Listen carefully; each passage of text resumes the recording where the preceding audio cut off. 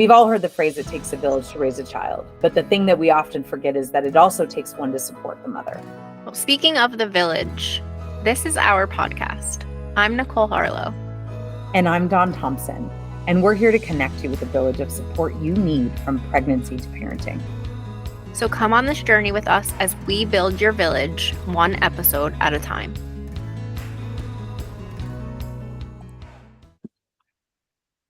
Hey, good morning, good afternoon, good day, whatever time it is that you're listening to us. Welcome to Speaking of the Village. My name is Dawn Thompson, and I'm here with my lovely co-host, Nicole Harlow. And today we have joining us Eric Stein, who is all about postpartum nutrition and a food service.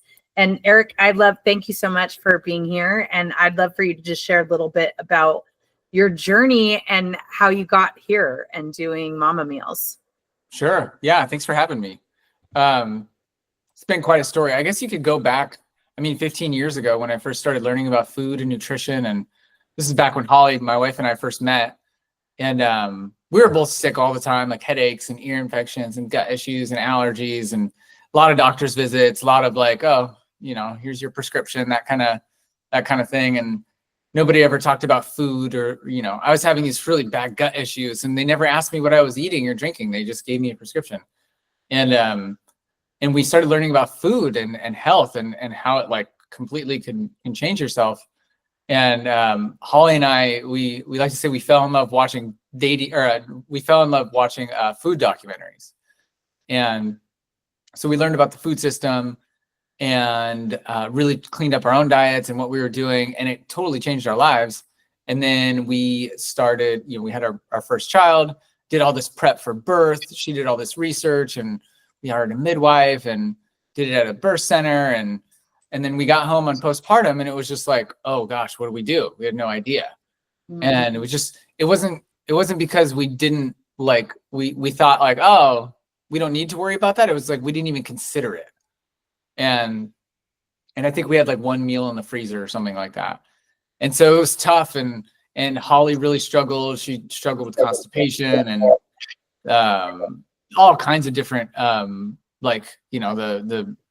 depression. And it was a struggle. And then with baby number 2, we learned about Chinese medicine and what did our ancestors do and how did they approach postpartum. And we found out that instead of like cold smoothies and like cold drinks and dry crunchy things, you're supposed to eat like soup and stew and things that warm you from the inside. And so we prepped like 60 meals before baby came and put them in our freezer. Yeah, they had a chest stand-up freezer in the garage.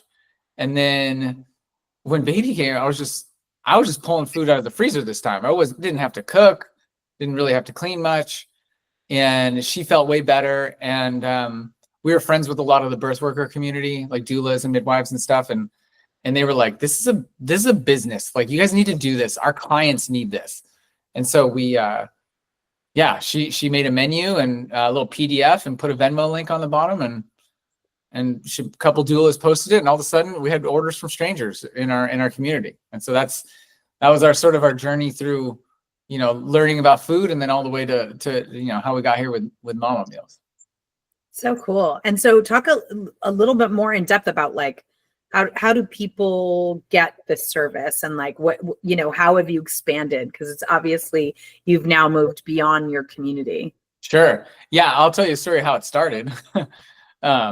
So we started with the, PDF menu and a couple local doulas, and then people would just Venmo us, and then we would respond and say, okay, it's 2 to 3 weeks is the lead time here until, in the beginning, a couple first people, we cooked the food really quick, but all of a sudden we kept growing, and all of a sudden it was like, oh, it's 2 to 3 weeks out right now until you can come pick up the order from our house. And then we started using Uber delivery after that. So, you can get an Uber, you can get something called Uber package. And so the Uber driver would show up, we put the box in the Uber and then send the box out. But even that was starting to get too hectic because you have to wait until the Uber delivers to order another one. So if we have 5 boxes to send out, all of a sudden we're waiting for Uber all day. Mhm. And so then we got an Uber driver and we said, hey, do you want to just be our delivery driver? So he's like, okay. So he started doing all our deliveries. And then we did this out of our house for over a year. And if you can imagine, like, so we're a family of 4 and cooking all of our own food at the same time as also cooking all this other food for people out of just our home kitchen. This was just a little 4-burner stove, and the stock pots that we were using were like, there was this much room between the top of the like I don't know if it's on video, but like 6 inches before it got to the top of the stove. Right. So you couldn't even stick a spoon in there to stir it really well. And our tiny little oven. And it just was like crazy. It was absolutely crazy. It tested us like in our relationship. It tested us in our resolve.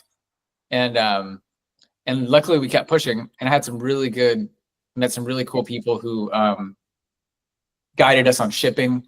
So we got into our first commercial kitchen back in February of 23, and we started shipping nationwide. I learned, they taught me how to do it. Like, you can have your local people, and then you just pay for the express charge, and you put some dry ice in it, and you can ship it all over the country. And I'm like, okay. So we started shipping nationwide, and yeah, now we're coast to coast, and we're pretty soon we're going to be launching free shipping to the East Coast too. That's like a goal of ours by the end of the year. Don't just need to have another baby there. What was that? I missed it. I said, don't tempt me to have another baby. I have 4, and that sounds great to have another one and not have to cook. I'm on the There you go. We make it so easy. Yeah, well, that's one of our, let's make it easy to have more babies. We need more babies. I think I'm a big supporter of that. And yeah, so now we went from cooking 3 gallons at a time to we're cooking 280 gallons in a day now. Wow. And yeah, so it's all cooked, and then we put it into containers and freeze it. And then twice a week we'll pack boxes and put dry ice on it and give it over to the carrier, and then it gets shipped out all over the country. So Eric, Mhm. I am more familiar with those like broths and stews and soups, and again, mom of 4, so I've had a lot of learning over the time. But I know a lot of our listeners may be first-time moms and maybe have not heard that before, right? And I know a lot of families like to say, oh, let me know what you want to eat, or we'll send you over pizza, or we'll send you over, takeout, which isn't obviously the best when you're first postpartum. Mhm.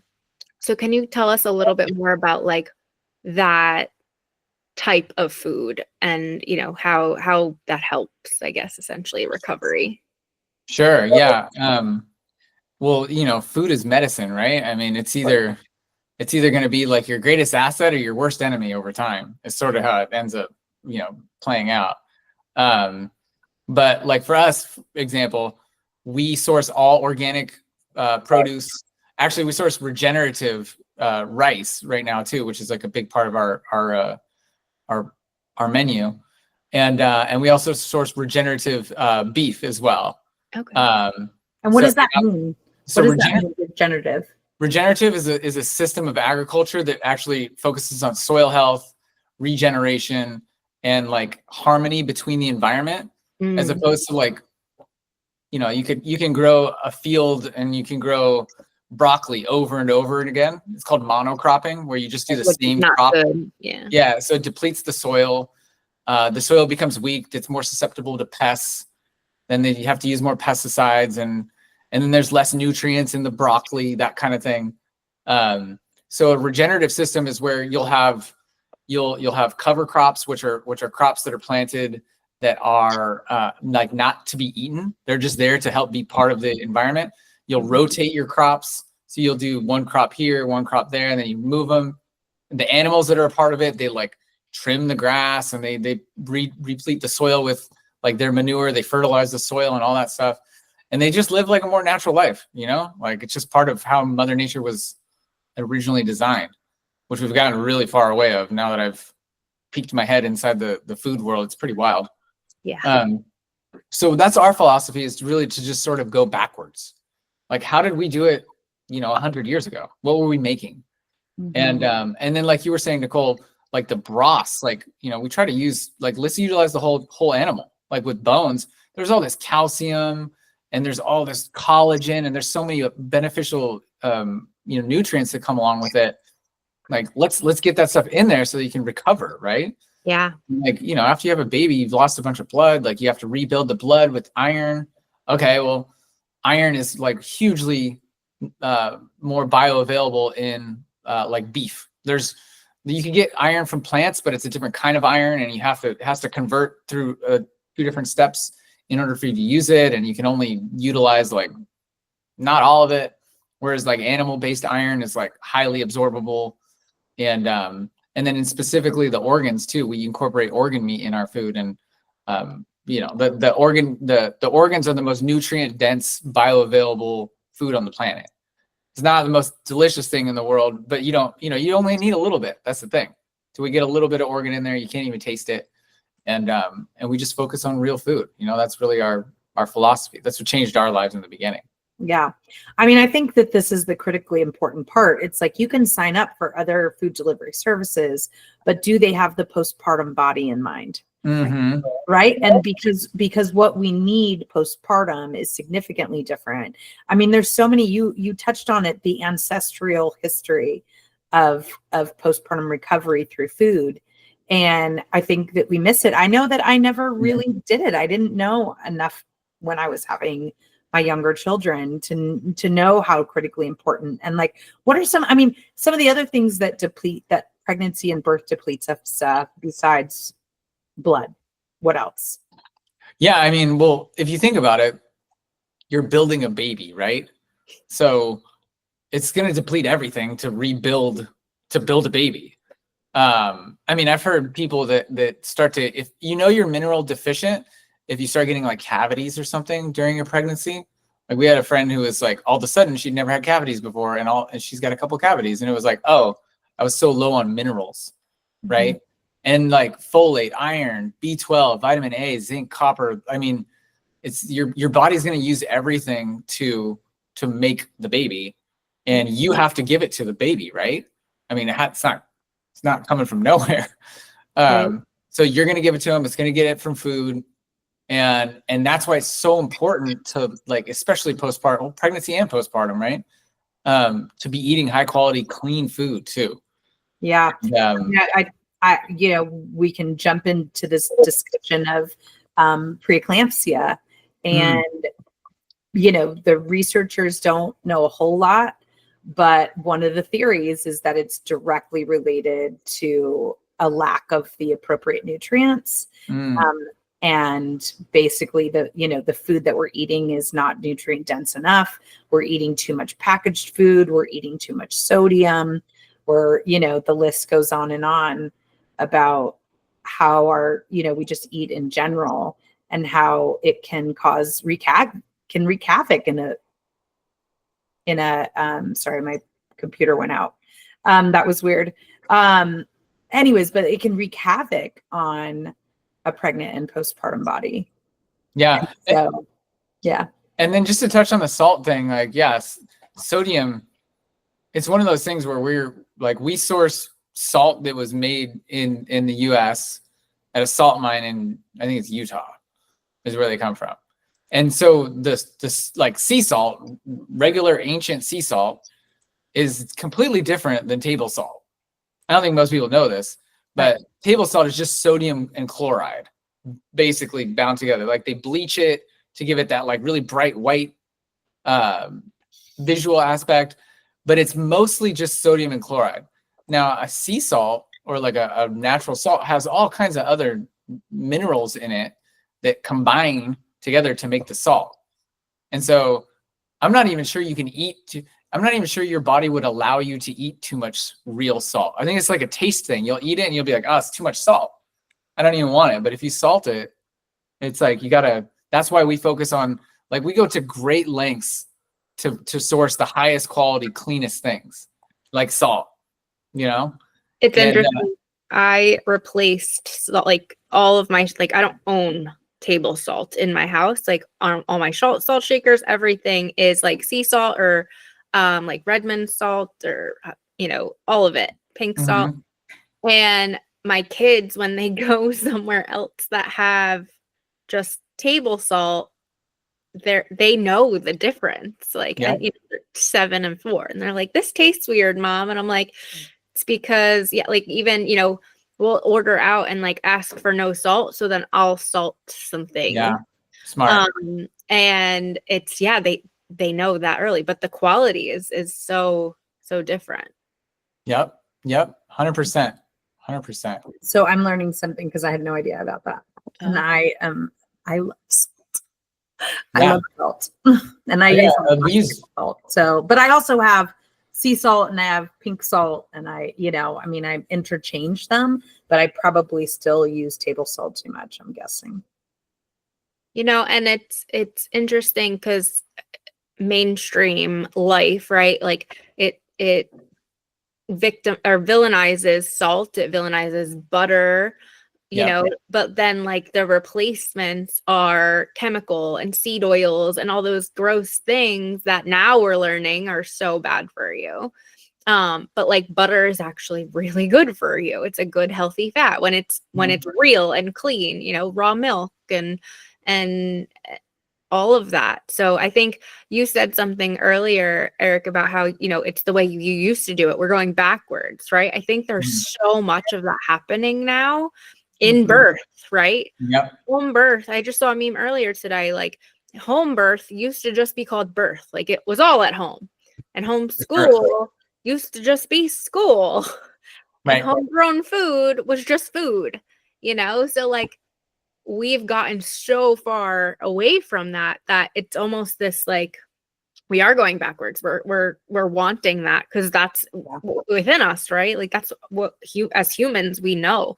So it's interesting that you mentioned it, because I'm like, oh yeah, exactly.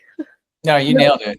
Like I had a friend, we were talking just recently, and I said, if I was looking for like looking for a job or looking to like where I'm going to invest my time and money right now, it's in companies and people that are looking backwards. There's so much forward looking, and here's the next thing, and here's that. There's a place for it, and it can make our lives better.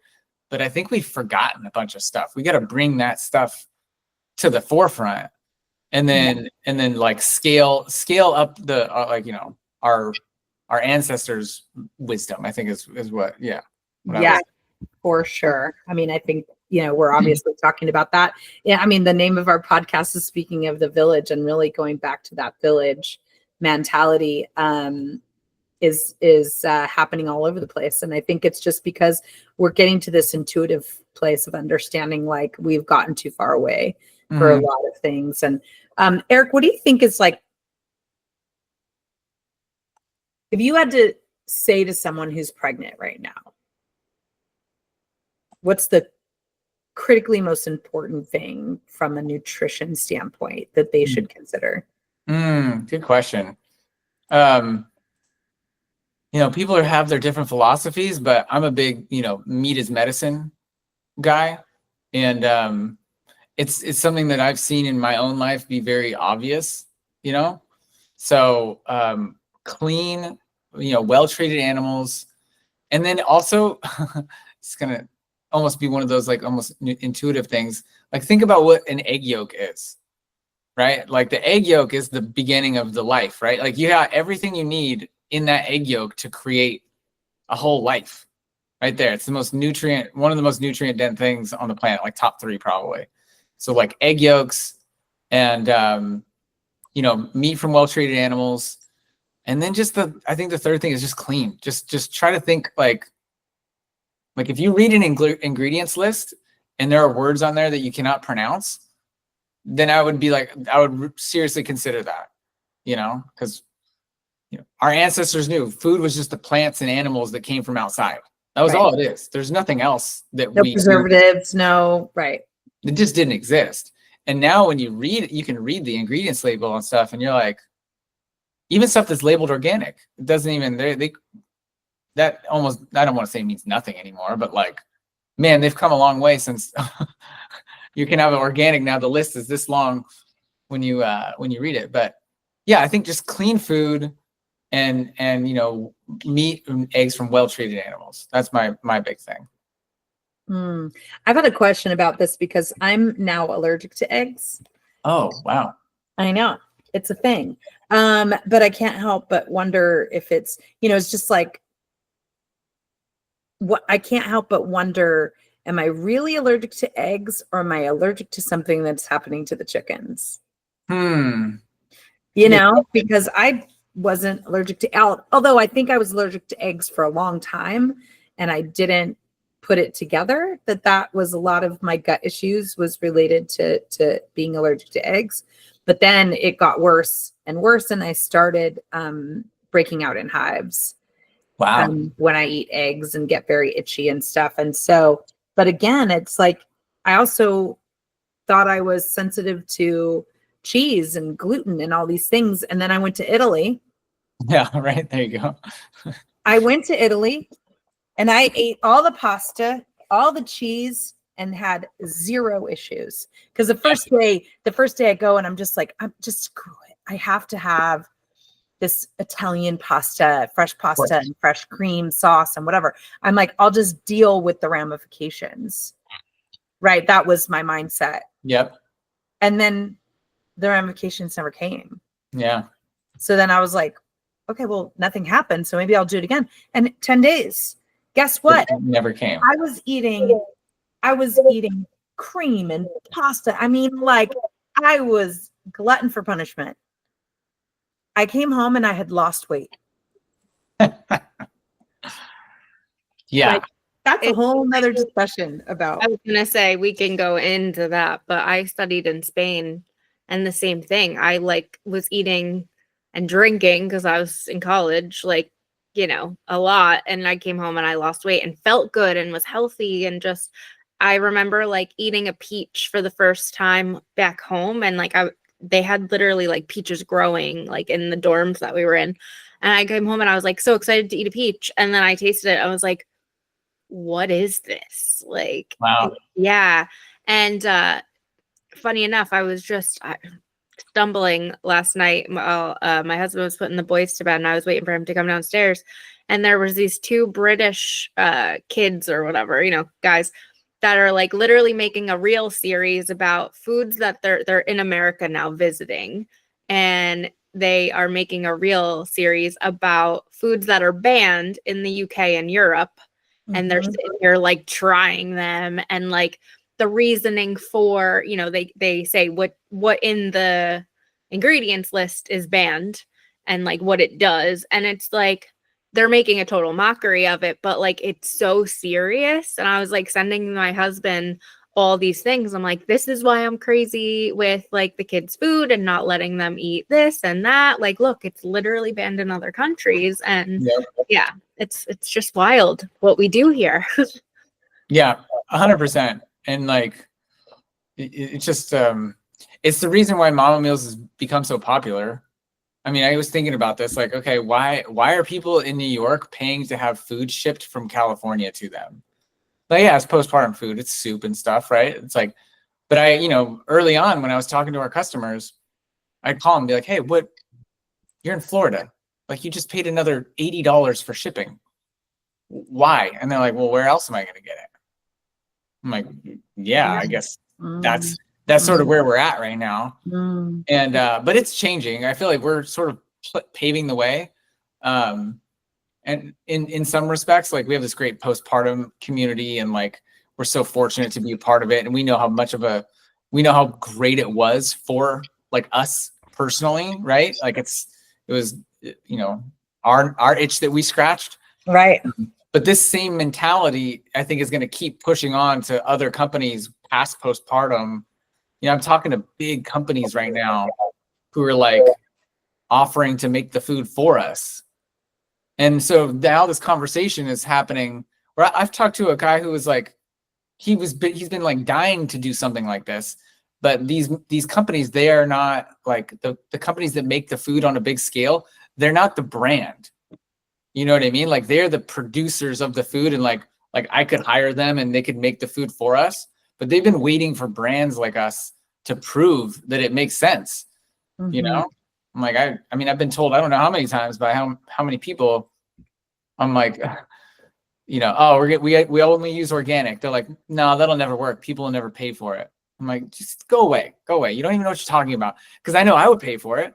I don't care what the price is. Like, I'll pay for clean. If it's, you know, it might seem like too much money, but that's just the price. You know, it's just priority. It's just like when we're talking about, we were recording an earlier episode about prioritizing your birth and postpartum support.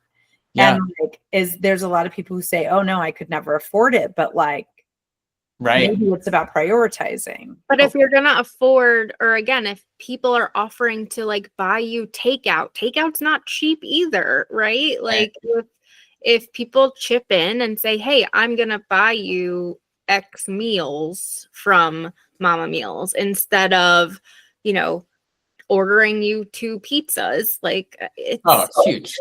You know, like, yeah.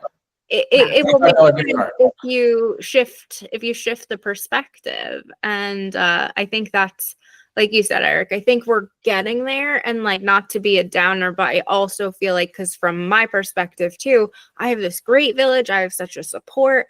And I love staying in that bubble, right? Because this is the echo chamber that we create for our lives.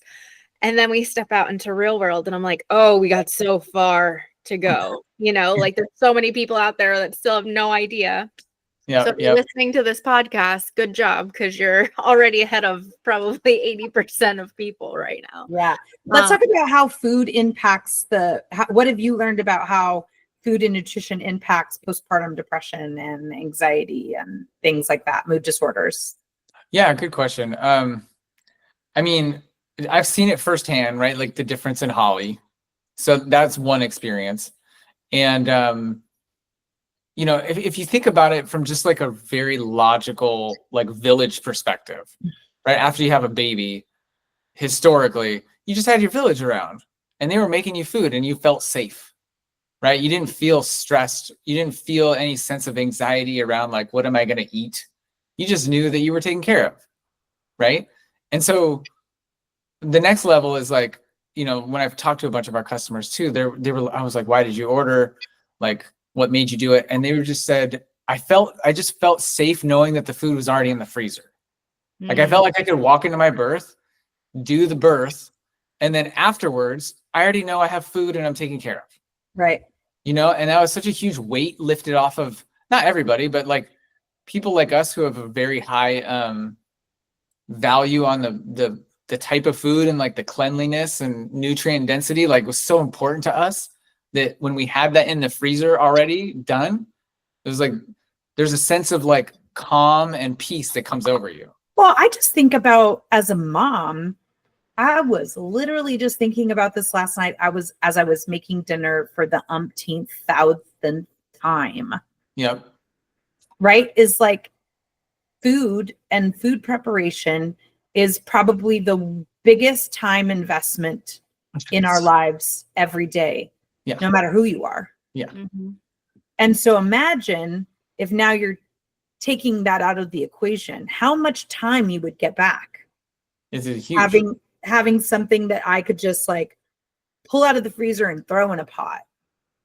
I mean, and not to mention, I made quite an extensive meal last night because I was feeling a little froggy. And let's just talk about the dishes afterwards. Like 3 pots and pans, the spoons that I'm doing, like all of those things, it just adds up. Where if you've got these things already prepared, listen, obviously I love your business, but I also want to encourage people who maybe they really can't do that. You know, they really can't afford that meal service. Then that meal prep on your own before you give birth can be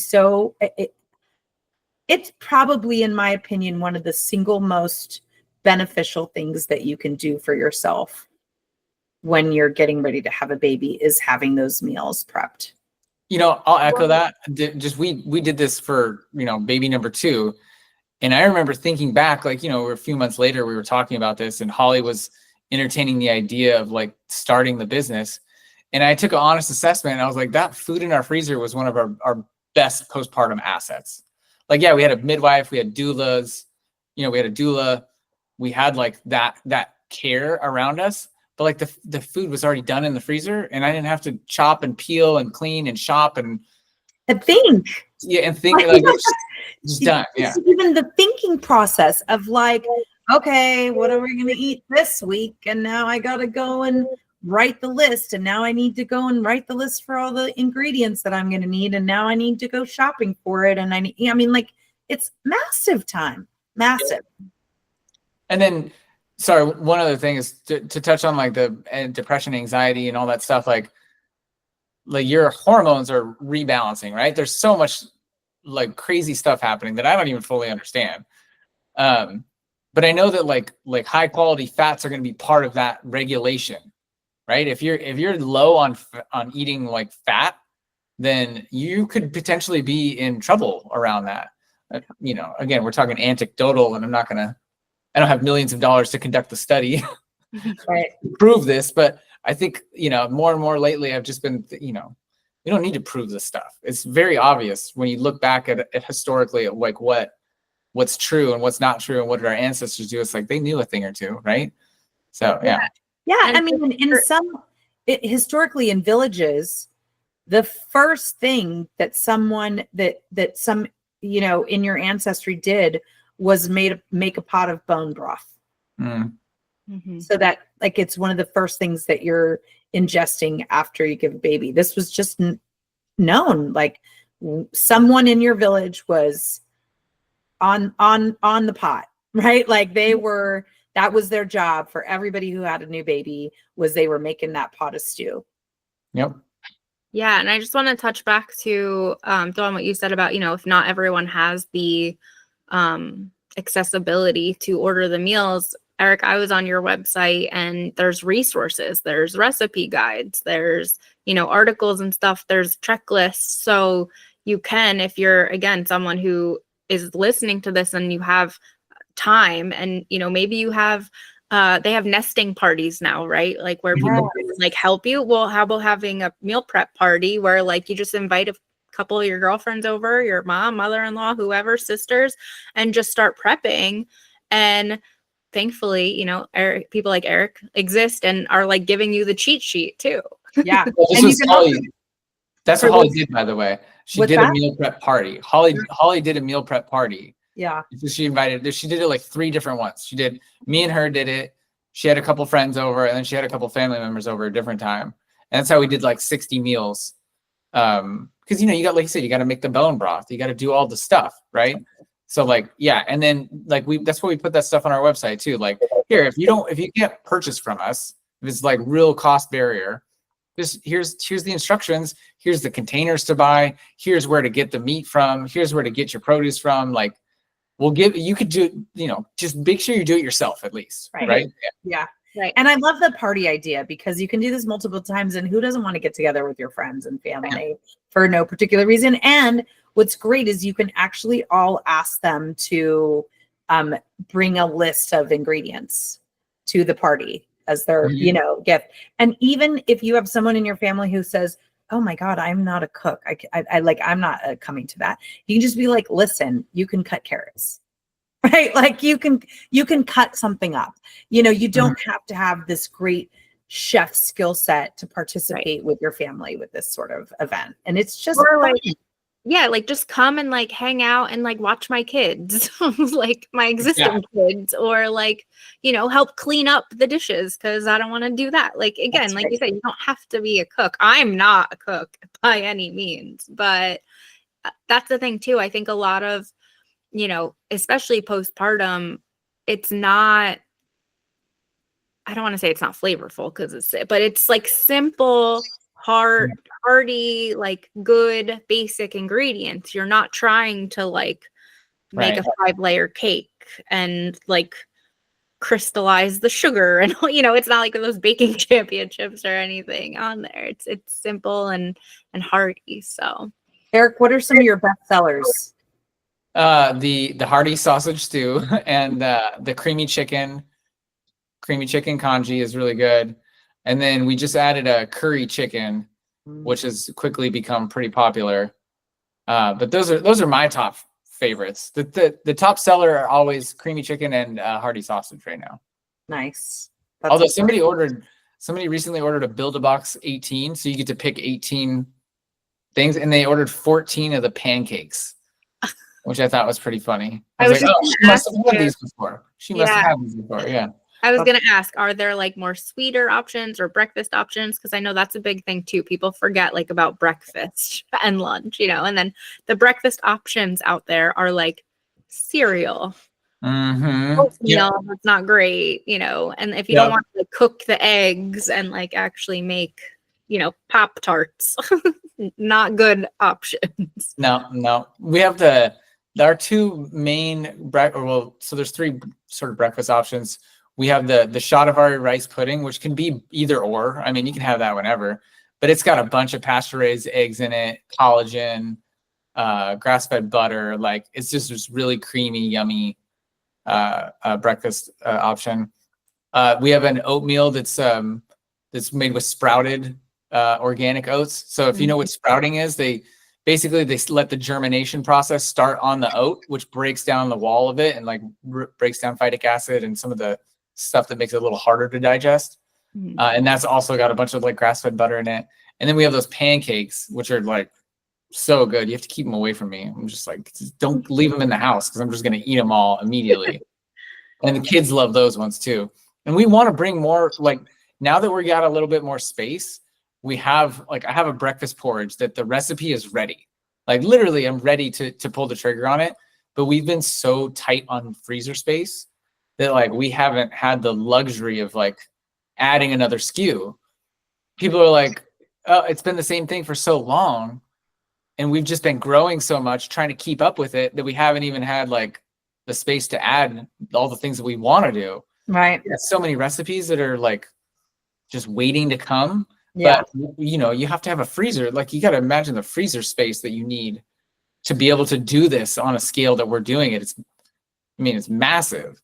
Right. And so that's where we've run into like operationally is like, how do we have enough freezer space to do this? Right. And that's something that we're pretty soon here. We're going to be able to make a big leap up in that front. That's awesome. Well, I have to say, because one of the first questions I'm sure there's some people that are asking is sometimes healthy means tasteless or like isn't very good, enjoyable or whatever. What would you say to that? Yeah. That word healthy, that word is just like, you can't even like trust it anymore. It means something different to everybody. So some people that means low calories, and it's like that doesn't mean healthy to us. You can have junk that's low in calories for sure. So healthy meaning tasteless. Like we just use real food.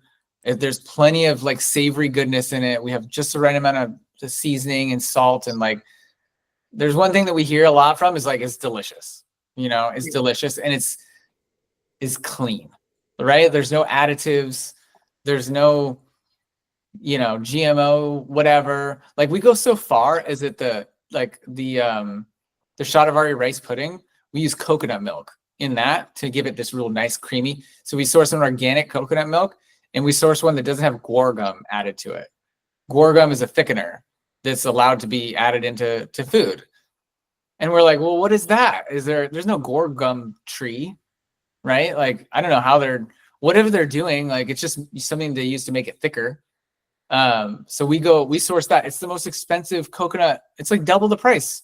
If you go look on the shelf, organic and it has guar gum versus like organic and it doesn't, it's like double the price. I don't know why, but sort of where we're at right now. You're putting less in it. Yeah, no. So, I mean, I get why people would think that like healthy equals not flavorful because they think of like chicken breasts and broccoli. Right. And like dry and like, we've got a bunch of fat in our food. We use tallow, we use butter, we use chicken thighs. We use the fattiest part of the chicken, because it's delicious. And the fat is, there's nutrients in the fat. Yeah. So are people starting to order past being postpartum and pregnant? Oh yeah. Yeah. We've definitely had people order for like years now. Yeah. Because it's, there's a secret. I'll let you guys in on the secret. It's postpartum food, right? Because it's like soup and you want to eat it in that time. But guess what? It's good anytime. Right. I eat it. Right. I'm not a postpartum woman. I'm just a guy who likes a hearty sausage stew, right? Like it's not. Right. So there's, you know, you can eat it whenever. People like to have it. Some people, like Holly, just went through postpartum, and she just ate nothing but the food for like 40 days, basically. Like literally the first 40 days, she was just eating nothing but mama meals. It was wild. And by the end of it, she's like, okay, I'm ready for something else now. Yeah. But it's not like she doesn't want to eat it every day, breakfast, lunch, and dinner. It's like, you know, I'll eat a couple of these a month. You know, maybe if you got like, you know, we have an 8-item box. It's like, yeah, if you had 8 containers of food a month, like you're going to be stoked on that. Like there's going to be 8 times where you're like, wow, I don't have to cook. Great. I'm just going to Right. up. Yeah, I mean, I think that's critically important too, to understand that it just doesn't have to be, you don't have to do it for every meal or whatever. I mean, even if it's just one, you know, 2-3 times a week, it just takes the load off a little bit.